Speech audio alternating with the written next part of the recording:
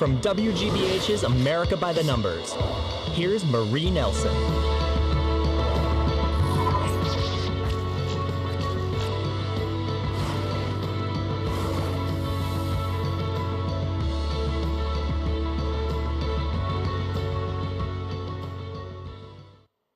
Everyone deserves to have their own personal soundtrack. It's exciting.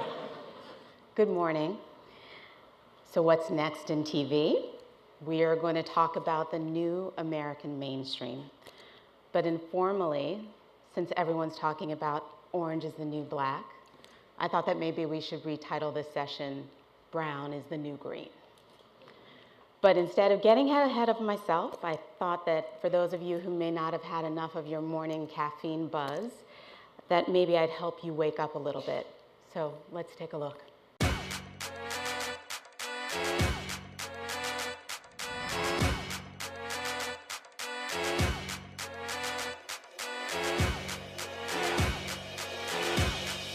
Can you keep a secret?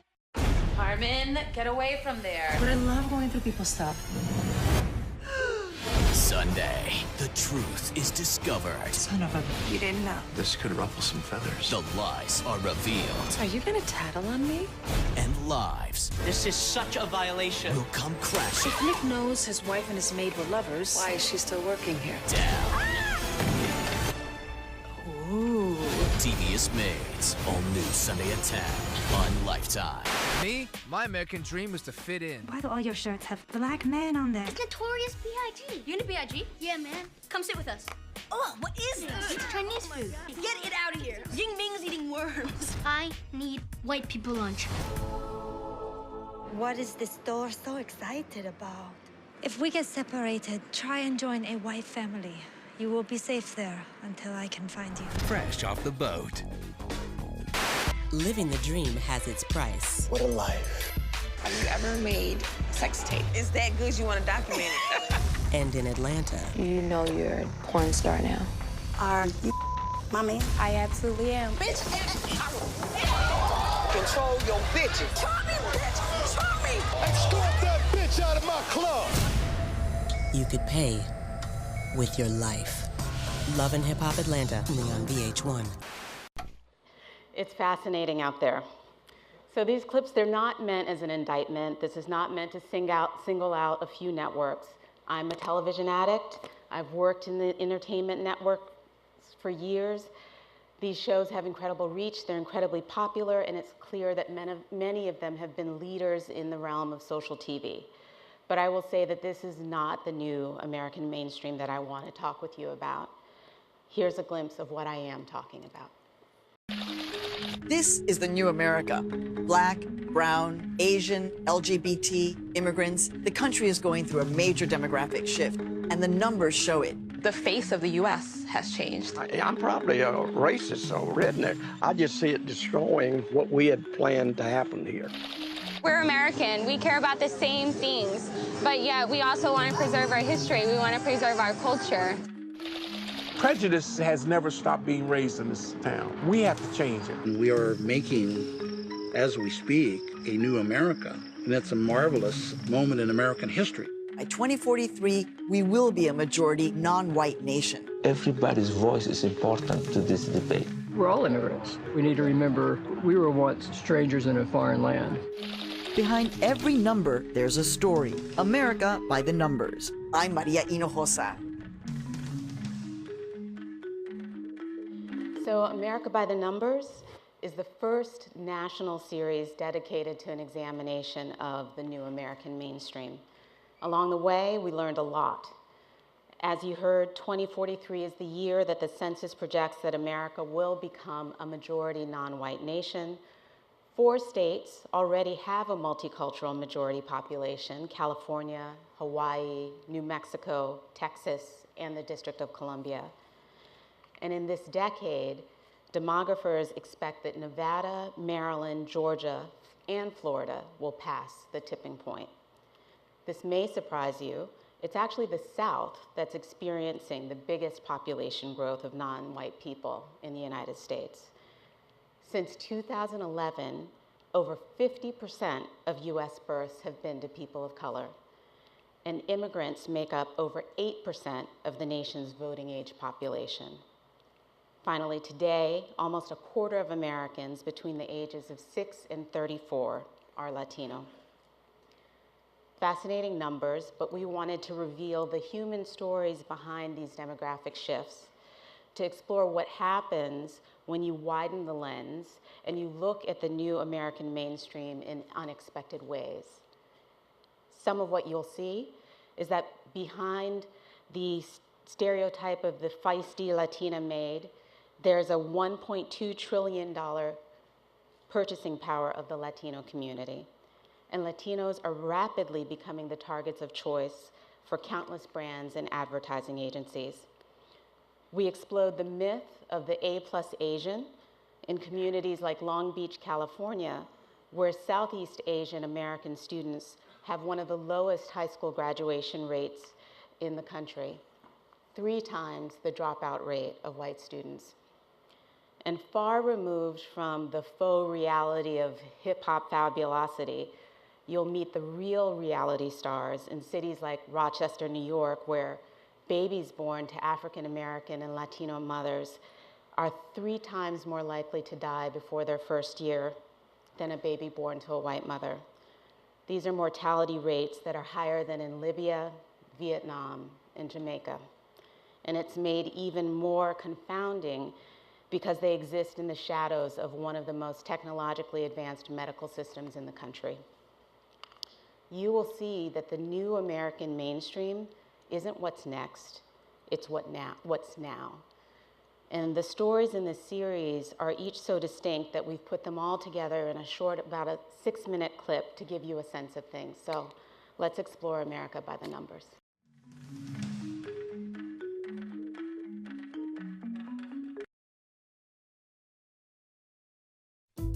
When I first came to Clarkston, the Ku Klux Klan used to march in front of my house. But small-town Georgia has changed in some unexpected ways. Whites were the majority here until the 1980s, but now Clarkston is home to refugees from around the world. It's changed dramatically since the immigrants have come in.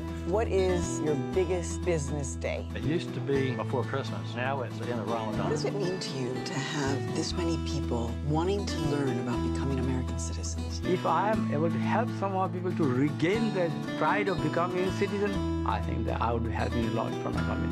Have you ever thought that you and your wife are now the minority? We are the minority. I just see it destroying what we had planned to happen here. Our refugee community is the majority now. And how are you going to survive without them? The men and women of Guam are U.S. citizens who serve in the military at a rate that's 3 times higher than the rest of the country. Guam is one of the most militarized places in the world. We are the most patriotic Americans that you'll see anywhere. But in 2012, Guam ranked dead last in per capita medical spending by the Department of Veterans Affairs. Boom, you're going to war.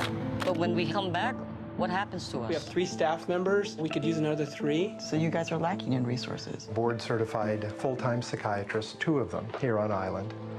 Why is Guam not getting the services it needs? There's conflicting numbers. The lawmakers saying that they need to know how many veterans are there in order to act on anything. What is it going to take for them to know that we're here? I can't get the help that I need, and I need the help now.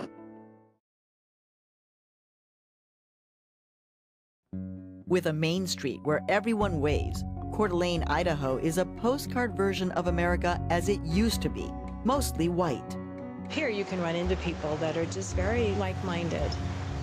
In the last 2 decades, while the overall percentage of whites in the U.S. fell, the percentage of whites in Coeur d'Alene and its county hovered around 95%. They come up here because they're exhausted with multicultural issues. It's a conservative area. I have conservative values.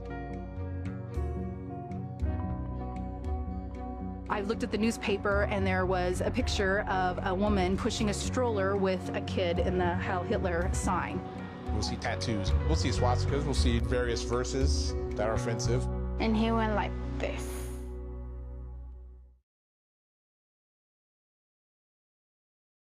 This is ground zero for the largest oil play in the lower 48 states right now. In North Dakota, in 1 year, the oil industry produced over $30 billion for the state economy and created 60,000 jobs. The oil boom generated almost $1 billion in royalties in an unexpected part of the state, the Fort Berthold Indian Reservation. You're on this land, you never had that kind of money, and all of a sudden it's like, boom, money. You learn as you go, and if you don't, it'll run right over you. What's happening to the environment, this is a traumatic event for our people. Fort Berthold was never on the map until the oil moved in and the drug cartels came. We're dealing with gangs that have relocated here, organized drug cartels. Everything that you could possibly think of negative, it's here because of the oil. This is the make or break moment in the history of our tribe.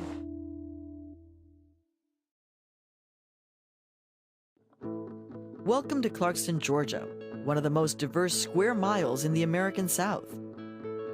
Clarkston's residents are from over 40 countries and make up a very different electorate than what existed here 30 years ago. There always is some level of resentment towards change, but it's here. For the first time, 3 former refugees are running for office in the local elections. We have to do everything we can to make sure minority citizens are out and voting. We have awakened a lot of immigrant voters. I have a different look, I have a different accent, I have a different religion than what the local people have. They'll be controlling what's happening here instead of the people that have lived here a long time. They are success stories. We're all immigrants. We need to remember we were once strangers in a foreign land.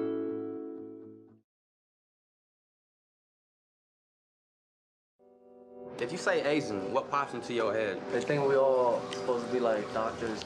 Yeah, they think we're like rich families. Yeah. We don't. Not these Asians. While Asian Americans are the best educated ethnic group in the U.S., Cambodian American students graduate high school at a shockingly low rate. I don't like studying, I hate doing homework. It's just like attending class is difficult for me. How many Fs did Shamika have? More than anyone should have. Many Cambodian families in the U.S. are still reeling from the trauma of the killing fields they fled in the 1970s. We have come to this country fractured. Our families physically have been fractured, and at the same time, you have to navigate school, your social life. We are struggling. Our community is struggling. If you don't pass, there's no graduation at the end of this rainbow.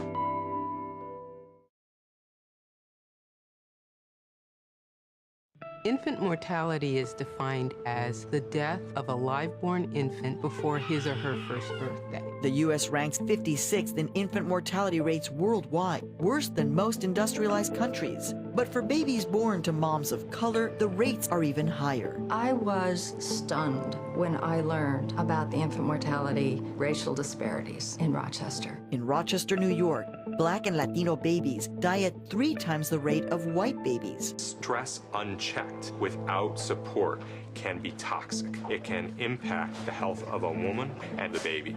So are you saying that there were some times where I didn't eat to feed my kids? Yes. My name's Yolanda. My name and number's on the bottom. Rochester is taking a stand so that mom can have the best, healthiest pregnancy that she can have.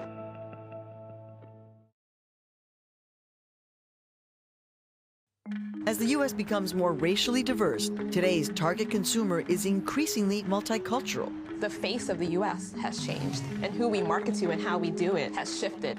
In the last 10 years, the purchasing power of people of color almost doubled to $3 trillion. But is the advertising industry keeping up? Most depictions of people of color in advertising just rely on the same old pre-existing stereotypes. As a savvy consumer, I want more than just a representative.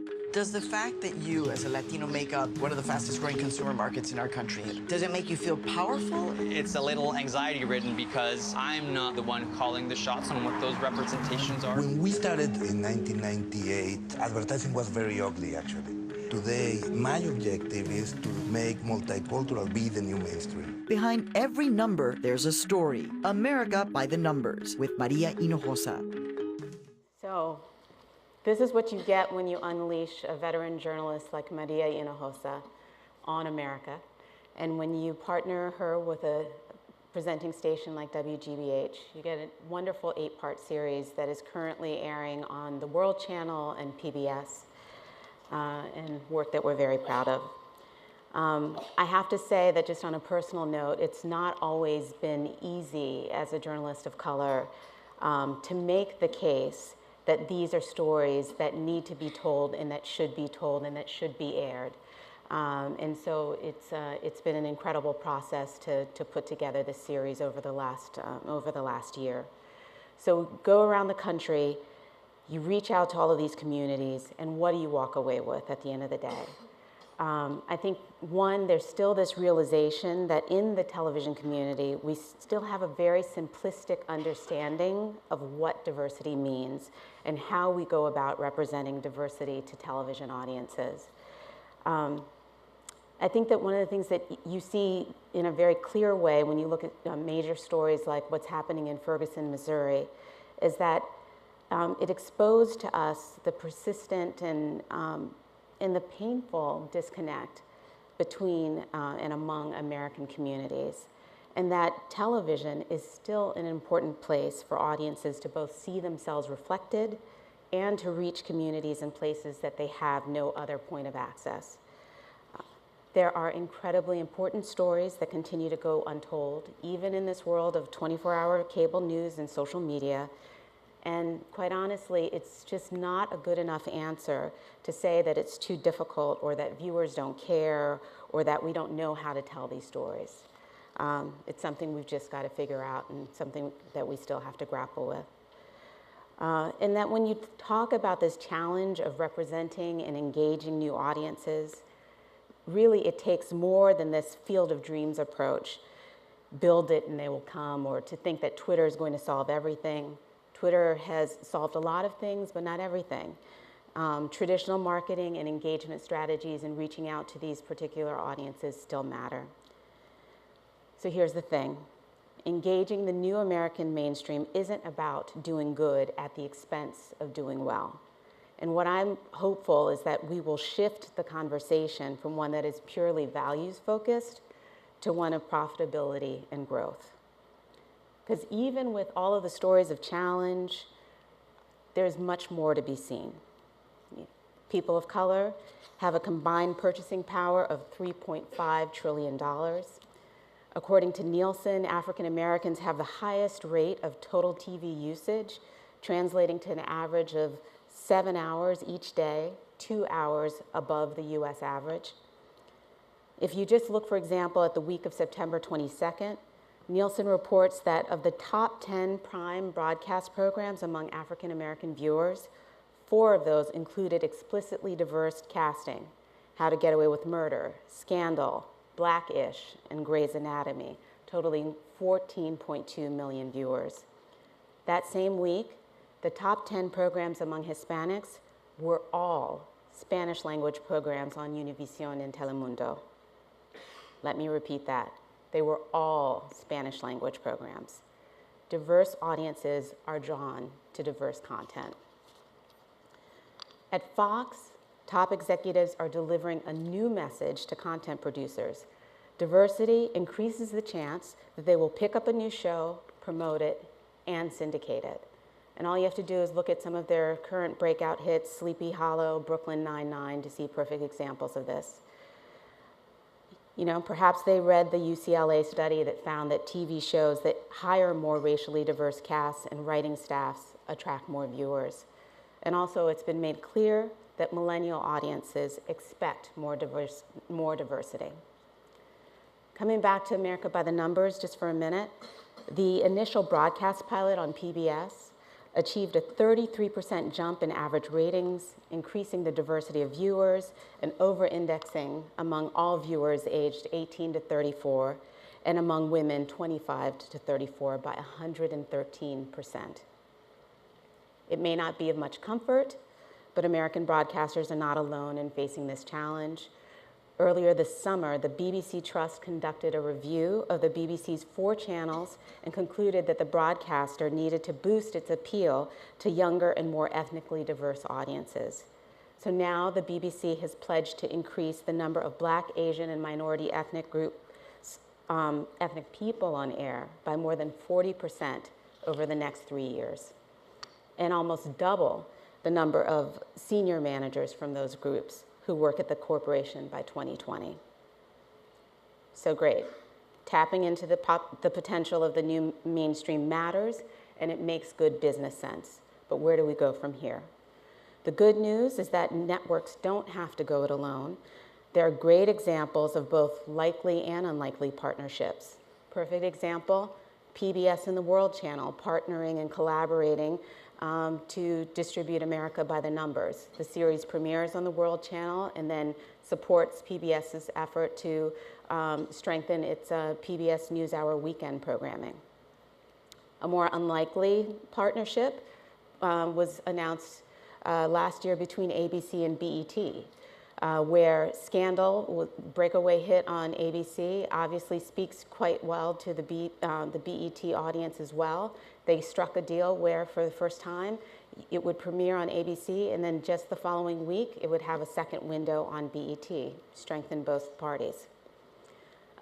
Collaboration is exciting, but it's not only left up to the networks. I think it's something that we should also look at opportunities to have, cross-pollination in the various genres.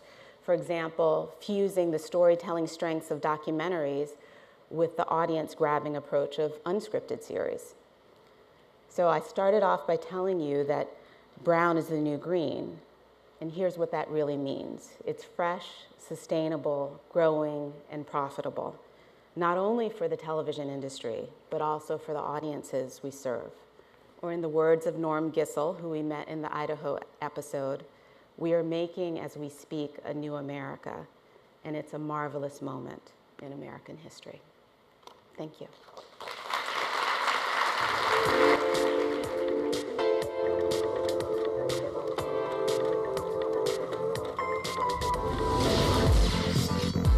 Joining Marie is Adam Cahill.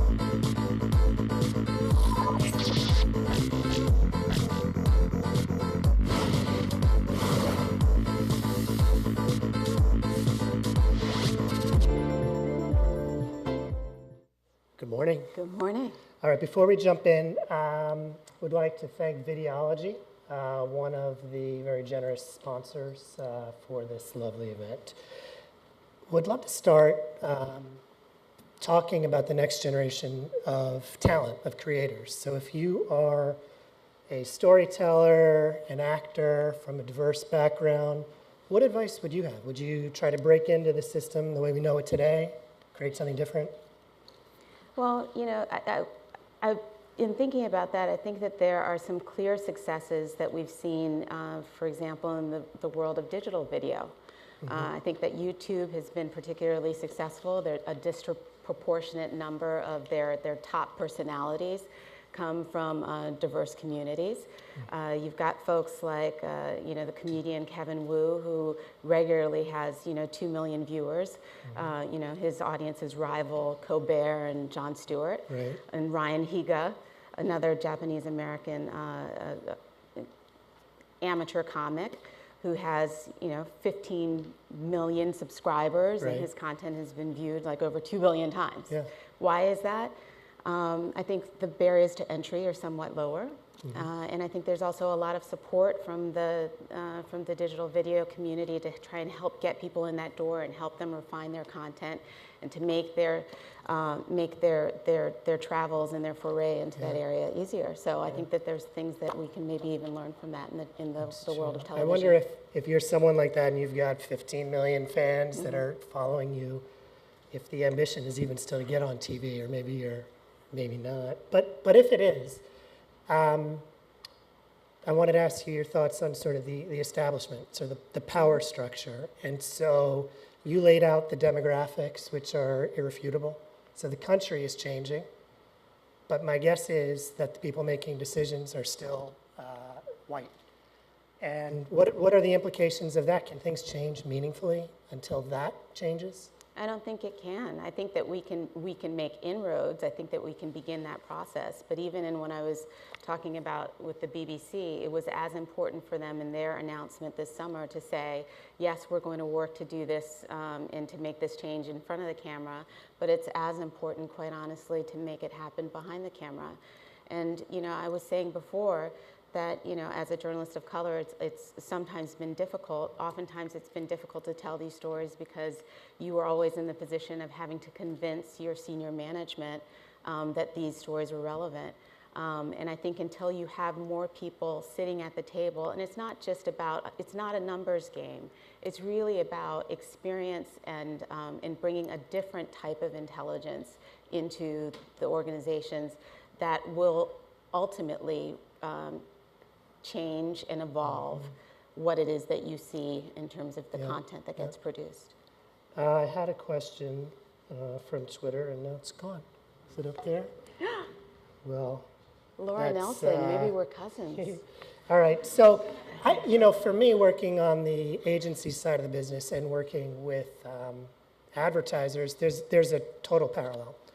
And my experience has been, like often on pitches, you get a piece of paper that says how important multicultural audiences are, and then you show up with ideas that are around that, and no one says it, but when you quickly understand, well, we didn't really mean that. And so I guess, what advice would you give me when I'm talking to the people that are spending money, and you could argue are the real customers here, the advertisers, to help change their minds about how important all this is? Well, I guess I'll borrow a little bit from some of the folks that we had the chance to meet in Austin when we worked on our episode called The New Mad Men. And we met, for example, the head of marketing for Kimberly-Clark, a woman named Lizette Williams. And what she was basically explaining is that there used to be this approach where, there was considered a general market, and then there was like this ethnic diversity market. And now really what they're looking at and what she is working within her company to help people understand is that it's really a total market approach. And so a lot of their campaigns, we go into a war room, we see them come up with the whole campaign for Huggies. Well, obviously, all mothers want access to that product. So they're coming up with specific approaches on how to approach advertising in a way that both speaks to that total market, but that also connects to more diverse audiences at the same time. And I think that that the evidence is irrefutable, and that the more that we shift the conversation to talking about this is where we're growing, this is what the us is in the U.S. I think that that the case can be made. Yeah, great. Well, listen, we're going to hear about all kinds of interesting shifts in television and technology and all this, but I think it was really important to start the day talking about the country itself and who's going to be watching all this stuff. So thank you so much for joining us. Thank you. And getting us off to a great start for the day. Thank you.